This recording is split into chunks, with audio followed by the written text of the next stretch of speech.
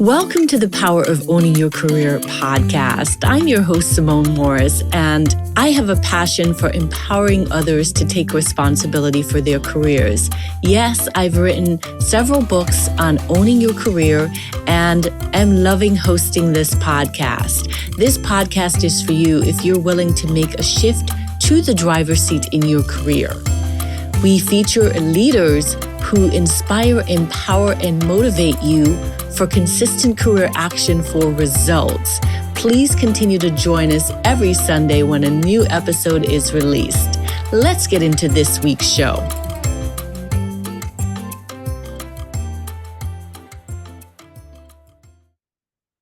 Welcome to this week's episode of the Power of Owning Your Career podcast. You know that this show is about being in the driver's seat in your career, and we have excellent guests to share tools, tips, and resources with you so that you can be in the driver's seat for your career. Today's guest is an entrepreneur and a mom, and we are super excited to hear her story about how she retired early from corporate America and is living on purpose and super happy about it. So Anita Anello, welcome to the Power of Owning Your Career podcast. Hi, Simone. I'm so excited to be here today. I love having conversations with my new best friends, and just every single time we go and do a podcast, it's so much fun. Just the way that I just love the way the conversation opens up. So yeah, it's Love awesome. that. Thank Love you that. so much for having me here. Well, tell us a little bit more about your story. So, I'm giddy with excitement because I don't know if I say I retired, but I did leave corporate America back in 2013. But you said you retired early and you're loving what you're doing right now. But give us a little backstory about what you were doing. Yeah, you bet. So I was an executive for a software company, a global software organization. Really loved my career for many, many years until I didn't. I did all the things that I really wanted to. I reached climbed the ladders, reached the accolades, had the income coming in, all these great things. And then what I noticed is as I started having kids, my heart was to be at home with them. And so we actually started homeschooling our youngest kids when I was still in corporate America, and the juggling around of having my husband travel full time and I'm traveling a little bit by that time, and homeschooling kids and having just amazing like nannies come alongside of us, people come along and help our household out to do all the things that we were doing. It was amazing. And like I said, until it wasn't. And what was happening is I was noticing that there was a shift inside of me. So it wasn't exterior things that were going on. It was definitely interior to me. What was happening is I would notice a pattern of I'd be on conference calls and I'd hear my kids outside playing with our nanny and I would be in tears. Or I'd have to travel for my kid. So we did actually when our kids were really young and I was still nursing babies, then we would travel together. My husband and our daughter and I would travel together. But then as everybody started getting older and we had more kids, being able to maintain that lifestyle was really not reasonable and not feasible. And so then I would go continue to go on trips for work and I would cry all week long. And I had a great support system around me. But what I was finding is I was starting to acknowledge, like, I've climbed this ladder, I've done all this stuff, I have outwardly all these things going in, but I'm just not happy inside. And so my husband and I started having conversations, and I would say things like, I just can't do this anymore. Now, just to kind of put it in context, at that season in our lives, I was the primary breadwinner and I made significantly more than he did. And so he would tell me things like, babe, I hear you. I'm so sorry about that, but you can't quit. And when you say like you can't do something, to me, those based on my personality styles, like if I keep hearing that over and over and again, that's actually fuel for me to figure this out and to like I hear those words and I was like, don't tell me that I can't do something. Like I know and by the way, I'm just going to kind of put this in the framework of the way that I see life. So if you have a different framework, no problem. But I felt like God impressing on me, like, hey, your heart is to be at home raising your own kids, and bless the ladies that are helping you with your household. But my heart was to be raising my own kids. And so, like I said, like week after week would go by, years, I've made it through like massive amounts of layoffs, like 8 layoffs, still had a job. And I was like, what is happening? I don't want to be here anymore. Like, I want to be home, homeschooling and raising my kids. And so we came up with a plan. We came up with a plan in our household for financially, so that they would have things covered, so that when I did finally retire at a young age and come home and homeschool full time, then we had the means to be able to do that. However, it was still challenging because my husband, his income never fully replaced my income.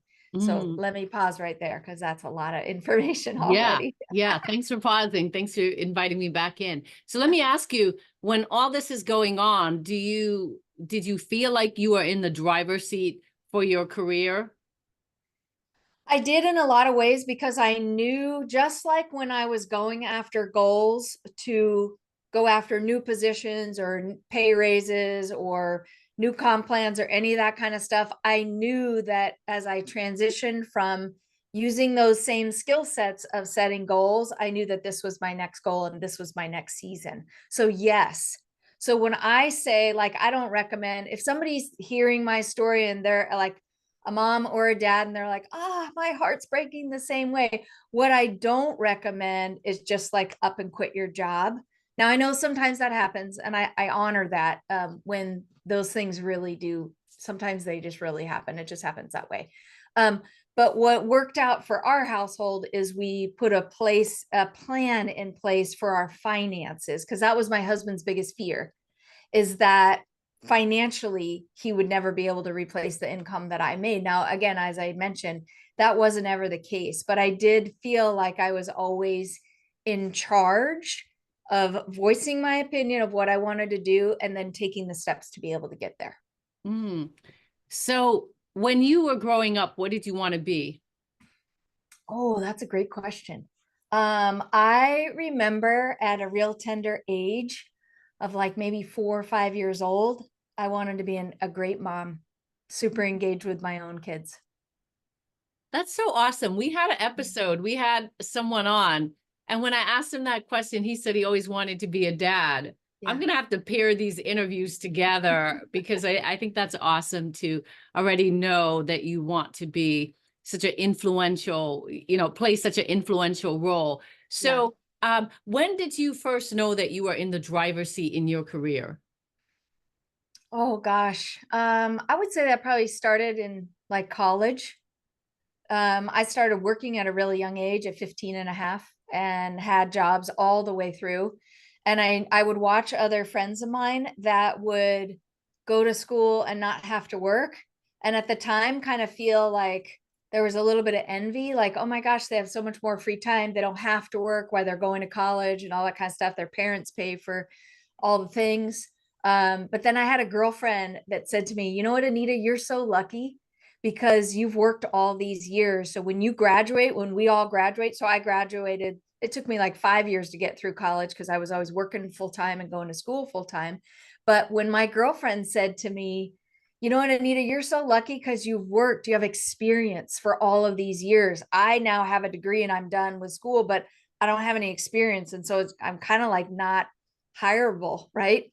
And so there would be those little nuances that would happen in my life that made me realize, like, wait a minute, I'm actually super fortunate. I can go and decide what I want to go study. I can go and decide what I want to do for work. I can go, if a job didn't work out for my school schedule, I was like, I'm out of here. I got to go decide to do something different because it doesn't hit my actual goal. So from high school, my goal was to go and get my degree. And then while I was working on my degree, my goals were deciding what to do and what to study inside of a business degree. What do I want to study a little bit more?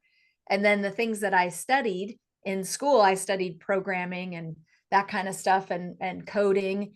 Then I got out of college and I was like, I don't really want to do this. This is kind of boring. So I decided to morph my skill set into something a little bit differently than just going and hammering away at a keyboard all day long. If you were to write a book titling your career experiences, highlights, what do you think the name of the book would be? That's a great question. I think it would be something like you can decide, and then with like a little subhead that says, but you're not, like you're not married to it for the rest of your life. Because I think one of the things, I think the mistake we make in our modern society now, especially in America, is we tell our kids all the time, like our parents and our grandparents told us this, the only path to success is like high school SATs and 4-year degree. And while that can be an amazing path to success, it's not the only path. So, you know how like when you were in college, we had this thing is like, as soon as you graduate high school, where are you going to go to college? As soon as you graduate college, like in my household, it was like, when are you going to work on your master's degree? As soon as you do that, it's right. There's all these assumptions that happen. And yet as an entrepreneur, my life is so much different than that. I don't have to say that this is like my 10-year plan. What I started doing with my kids several years ago is I started saying, you know what, there's lots of paths to success and you get to decide, and it's going to ebb and it's going to flow, and it doesn't have to be perfect. It doesn't have to be all mapped out. So that's where I think, especially as women, we start to realize we have more power in our lives and in our voices and our decisions than sometimes we even realize. So hopefully that just actually like sets somebody free in being able to realize they have the power to decide what their steps are going to look like. Well, what I love about what you're sharing, Anita, is that you already are role modeling. Homeschooling says non-traditional, Yeah. at some point it'll just be the norm. But at this point, I would say non-traditional. So you've already role modeled for them. You don't have to walk the traditional path. You can walk a different path. Speaking of paths, tell us about how you decided to become an entrepreneur. Oh, I love this part of the story. This is so exciting. So corporate life, then homeschooling mom. And then about 5.5 years ago, I kind of started getting restless. I didn't miss the 80-hour work weeks. I did not miss a lot of things about corporate life, kind of, during COVID, post-COVID, all that kind of stuff. But what I did miss is I had owned a software business with partners before, and I missed the entrepreneurial part of it. I missed being able to come together and collaborate with us and create something new.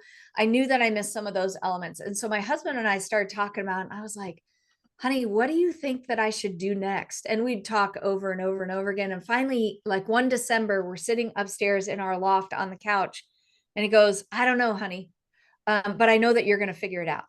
And I was like, oh, that is totally empowering language for me. I don't know what you're going to do. You don't have to answer my questions, because I don't need somebody to tell me what to do. I'm already super self-driven. But just to be able to have my husband say, I don't know, but I know that you're going to figure it out. And so then I tried stuff out. Like I tried an Amazon business. I say it like this, like trying on clothes that don't fit. You try out an Amazon business for a little while. That was kind of fun until it wasn't fun. Then COVID hit and all the Amazon warehouses shut down. And I was like, this isn't really for me. I'm a little bit more introverted than I am extroverted. But during COVID, what I found is I actually missed more of the interaction with people, which was a total surprise for me, because I didn't consider that to actually even be something that I needed. Right. And then the whole world shuts down. And I was like, oh, actually, I do kind of miss working with people. So then I invested in myself. I hired a coach. And through a process, we walked through a process where I started kind of uncovering some of these gifts and talents and ideas. And I started like almost like journaling and mapping back and being like, wait a minute. Do you know I've actually been teaching and coaching for lots and lots of years? Oh my gosh, wait a minute. And I love that, right? As a homeschooling teacher and being in the corporate space and being a leader, like I started to see these pieces of my story start to fit together in a whole new way. And it was really powerful to have somebody come alongside me and help me put those pieces together. It was hard to do on my own.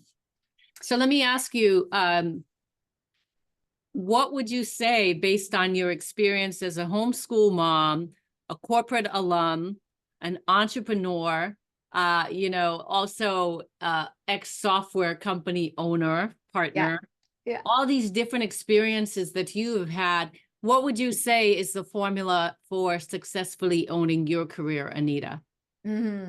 So this is the way I like to describe it, Simone. If you think about it, okay, at any given point in your life, you have maybe like, let's just call it this way. Like I just see in pictures. So let's say at the top of like a funnel, I have like 500 things that I can do.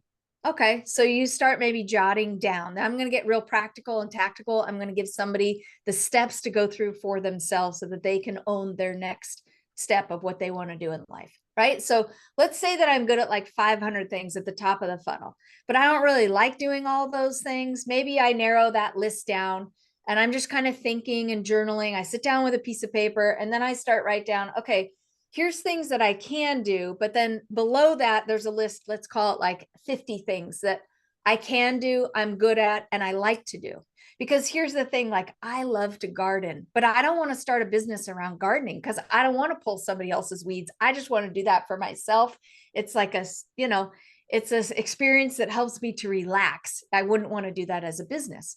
So then that is not in the category of things that I can do and I like to do and I'm capable of doing. So then you start narrowing down. So then what I want you to do, so write down all those things that you can do, that you like to do, that you're really pretty good at doing. You can do maybe a little bit better than everybody else. And then you start narrowing down that a little bit more, because eventually what you want to do in that whole list, maybe take like 15 minutes, write it all down. Then at the bottom of the list, what you end up with is kind of like a target, right? So like in the center of a target, you have maybe like 1 to 3 things that you're like, this is what I can do. This is what I know how to do. This is what I love to do.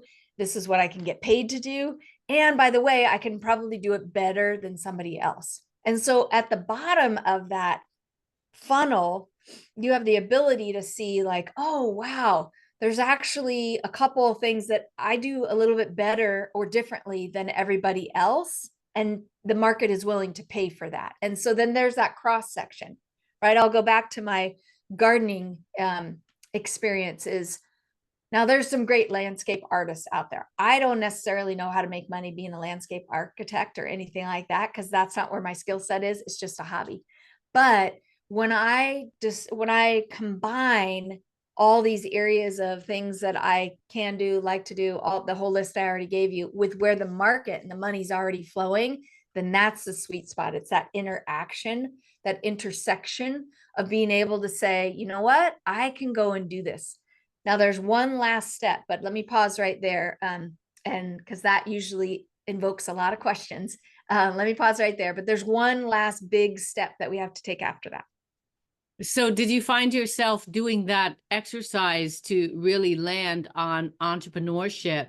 And how does that connect to really having a formula to be successful in your career? Okay, that's a great question. So the deep desire was inside of me to go to do something where I had more time and money freedom. That's where the entrepreneurial piece came in instead of doing another job. And I'm still a homeschooling mom. We're 15 years into homeschooling our kids. And so I still needed time freedom, in like, that's always a priority in our household. And then, sorry, say the question again. Yes, I was asking about the exercise that we're going through. How does that tie to a formula for owning your career? Awesome. Yes. Okay. So then the other part of that is, as an entrepreneur, I know that people, buyers, those that are drawn to me and my message and what I do. So I help entrepreneurs hit 6 and 7 figure days in their businesses through virtual masterclasses. I knew that there had to be a system. So what I realize is that not only do my clients need a system, but I need a system. Like I need a system in order to be successful in life. And a system can be something like, it's a couple of steps that you take in a disciplined manner that lead you to a different outcome. So if I want to be successful in the career that I'm already in, and I want to be able to take things to the next level, there's going to be steps. I can guarantee there's going to be steps that you have to follow. Maybe you need to increase your skill set. Maybe you need to make more connections. Maybe you need to expand your thinking, right? So these are all things that we use even as entrepreneurs. As entrepreneurs, the exciting thing is a lot of people experience that as when you go from the corporate space, having this job that pays real well, that you're really amazing at, you have the skill set that you cultivated over all of these years, and then you transition into the entrepreneurial space. Sometimes, don't we know, that actually gives us the opportunity to work twice as much as what we're doing right now and make absolutely no money.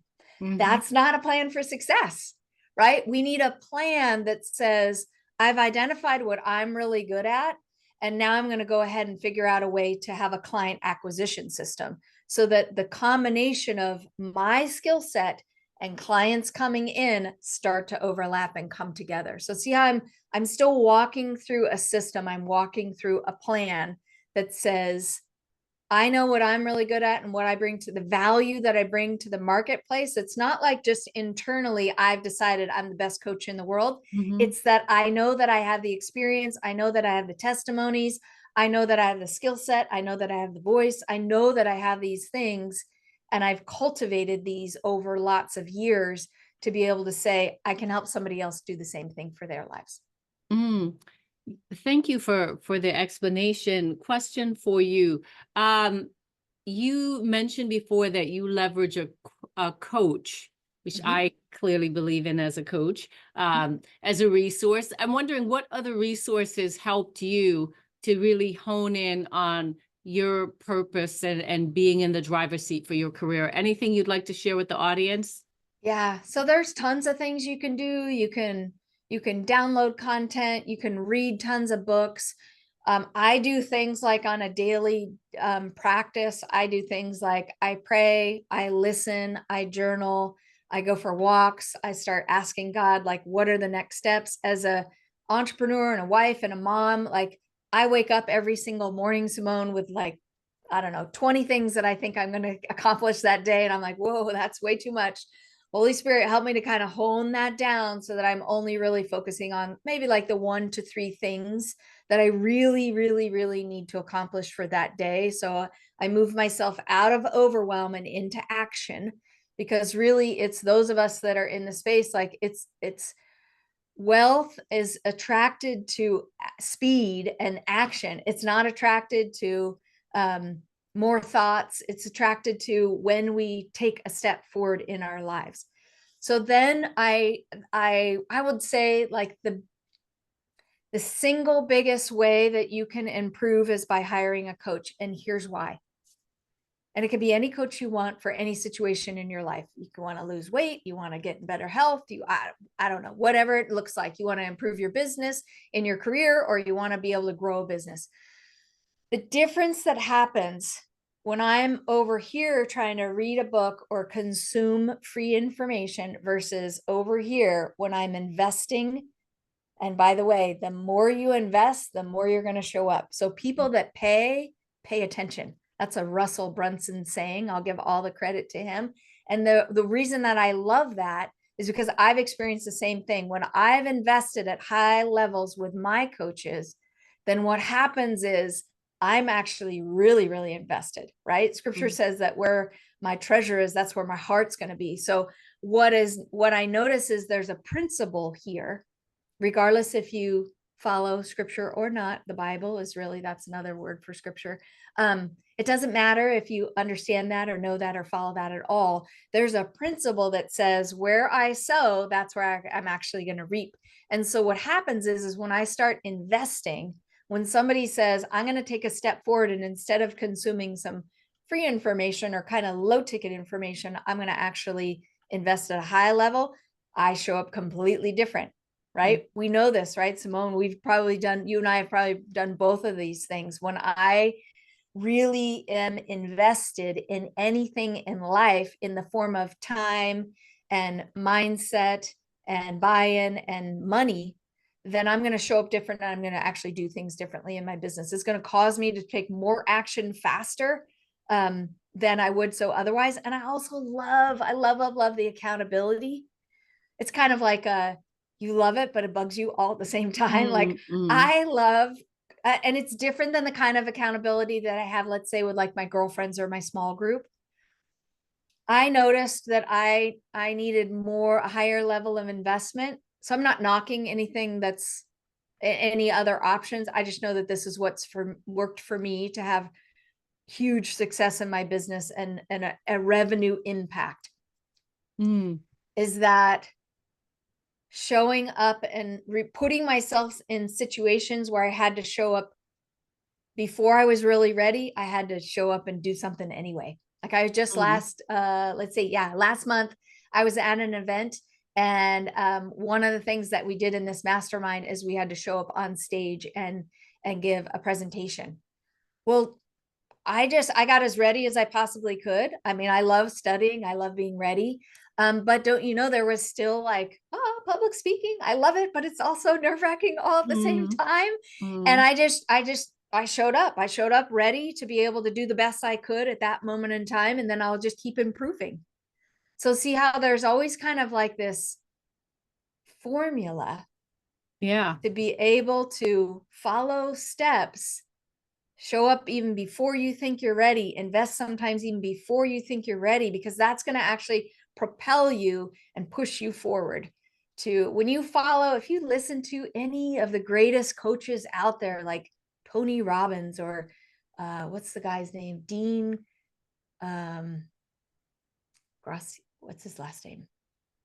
Dean Gracialo, something like that. That's not the right name, but I'm thinking about it, right? When you listen to the Brendan Bouchard, like high performance coaches everywhere, they're talking about the same thing, is that we show up differently when we invest and we are held accountable to be able to show up. Like my dream is to be able to be in masterminds that maybe cost, I don't know, like $100,000, because I know that in that room that I'm going to be surrounded by other people that are going to challenge me in different ways than I'm currently challenging myself. And I'm going to be able to hit a new level of trajectory just on that. Yep.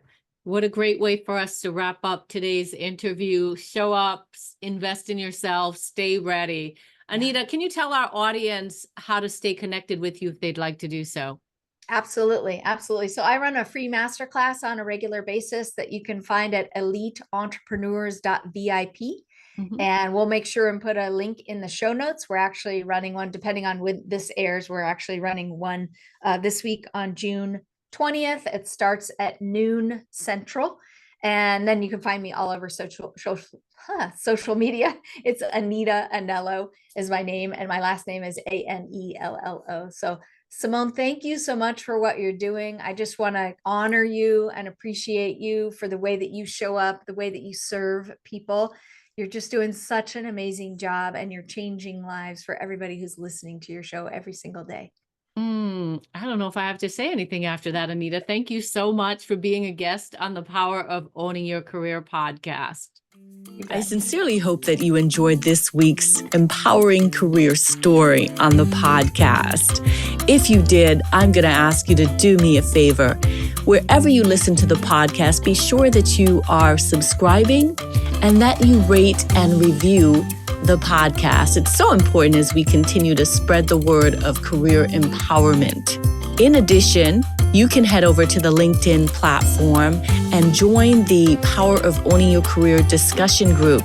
There you can have access to the guests who have been on the podcast, as well as others listening to the podcast, as well as myself, where we can continue the conversation. I hope to see you on that platform. You can also email me at pooyc@simonemorris.com if you have a suggestion for guest or a message that you want me to hear personally.